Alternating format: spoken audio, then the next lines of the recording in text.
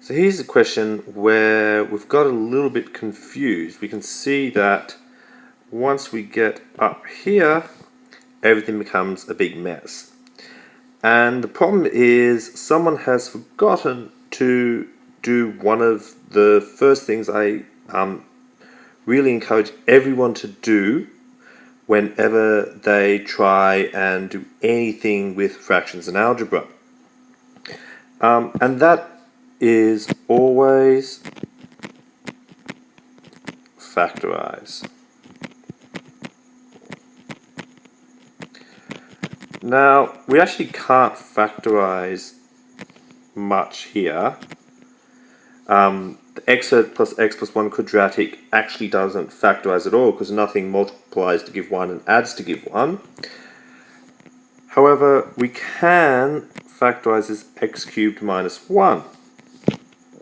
We should all know how to do that by now. X cubed minus 1 equals x minus 1 times x squared plus x times 1, which is x, plus 1 squared, which is 1. And that's the key to this problem, because now our fraction becomes 1 over x minus 1 times x squared plus x plus 1 plus x plus 1 over x squared plus x plus 1.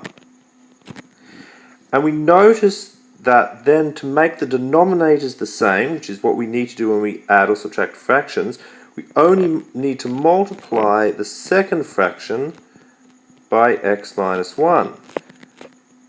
We don't actually need to do anything to the first fraction, which is why just blindly cross multiplying is actually going to cause us a lot of problems.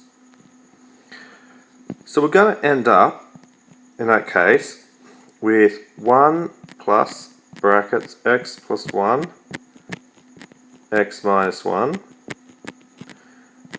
And I'm actually going to leave it here now, but I'm actually going to re-expand it at the end just because it looks a bit nicer. Now, x plus 1 times x minus 1, well, we should all know that's just a difference of two squares. That's 1 plus x squared minus 1. Okay, and I'm just going to re-expand the bottom because we know that that's the difference of two cubes, so we can turn it into x cubed minus 1. Just saves us some space, and the top just becomes x squared. So the answer is x squared on x cubed minus 1. So the key to this one is making sure that you always factorize, because the factorizing makes it easier.